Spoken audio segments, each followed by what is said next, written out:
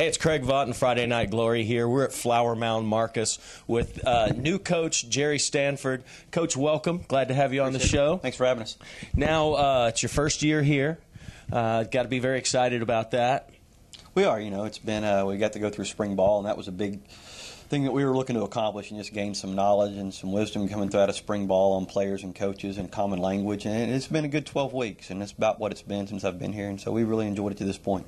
So you've had a lot of players to get to know over that time? Yeah, we have. You know, that's the biggest thing. It's just putting a face with a name and a name with a face and everybody getting on the same page. And the language is the biggest thing of they understanding our vocabulary and us understanding theirs and being on the same page to move forward in the X's and O's standpoint, and just the attitude of what our expectations are on a daily basis is really trying to gain that through spring ball, and it's been good.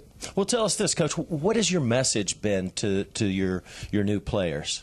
You know, the biggest thing we want them to know is to get to know the coaches and what our expectation is. And really what we're looking for out of players is what amount of effort we can give each and every day and going forward. But the biggest thing is what kind of person can we develop when they leave Marcus High School.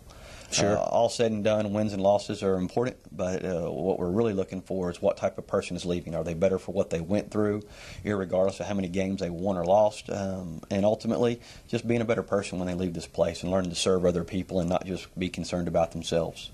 Okay. Now, I know you're involved with the Fellowship of Christian Athletes. Tell us a little bit about that.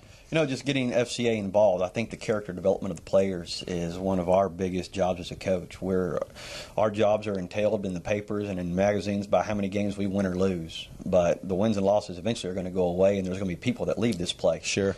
And so the character development of these kids is really what we're after, to seek after their hearts and to change them and to give them some things to be based upon the ideals of life and what success really looks like in the eye of the public. It's not necessarily what it looks like in the eye of the man. And so in just gaining those knowledges and that foundation as they go forward. Well, just reading your bio, I could tell you're a true educator first and a coach second. Well, we try to be. You know, that's the thing. And educator is a broad term, and it's not just what a book says. It's more of an educator of life and not just an educator of math, science, English, but an educator of the person. Sure.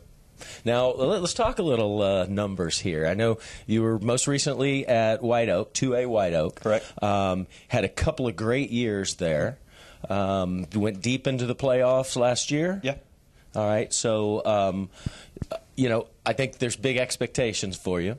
Coming into a 5A program, what's the difference going to be, or what have you found the difference to be so far? Before I was at White Oak, I was at LD Bell and Grapevine, and so they're fairly similar places in what we're dealing with in numbers. And expectations are high no matter where you go, and that's just a self-expectation, not necessarily a community or a public expectation, but just what you put on yourself and what you put on players. Pressure is just what you create, and so we're just looking forward to get the most out of what we got. But the biggest difference here is what you look at if you're just talking from the last couple of years is numbers. We're dealing with more players here, but the bottom line, when we walk out onto the field on a Friday night, we're going to put 11 on the field just like everybody else does. Right. It doesn't matter what level of play you're playing, everybody's going to play with 11. At least that's what you hope to walks out there.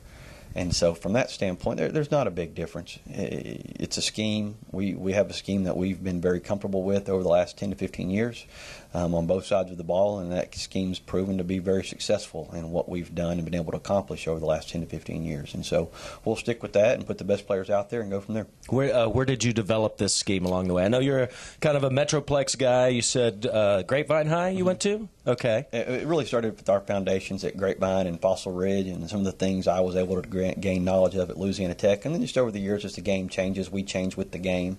Okay. And it's based on the players we've got. You know, we're a spread up-tempo offense and basically an even defense. And that's really proved successful for our coordinators and for myself over the last several years. And so we'll stick with those basic concepts. Let's draw a little comparison now. At White Oak, how many guys came out for the team? You know, there we're on our varsity, we're going to run about 30, and on our varsity here, we're going to run between 70 and 80. Okay, so big difference. It's about double. All right, much larger pool to choose from. Much larger pool to choose from. And our program here will run about 400, as opposed there we're going to run about 100. Okay. In a whole.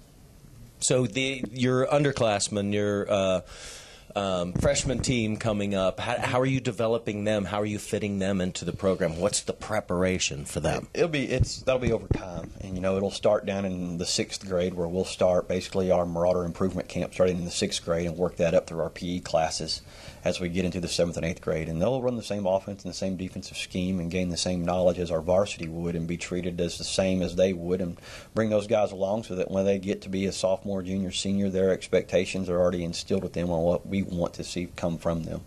And so the deeper we can get that into our school program, the better off we're going to be. Sure.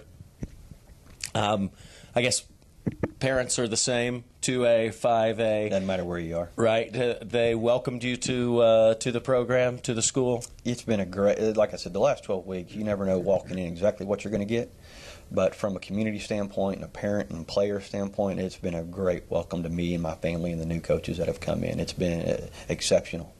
A beautiful facility here, too, huh? Really enjoyed it. It is. It's one of the top-notch places in all the Metroplex and all of the state as far as what this school district and this administration has provided for kids and coaches to work in. It has really been phenomenal.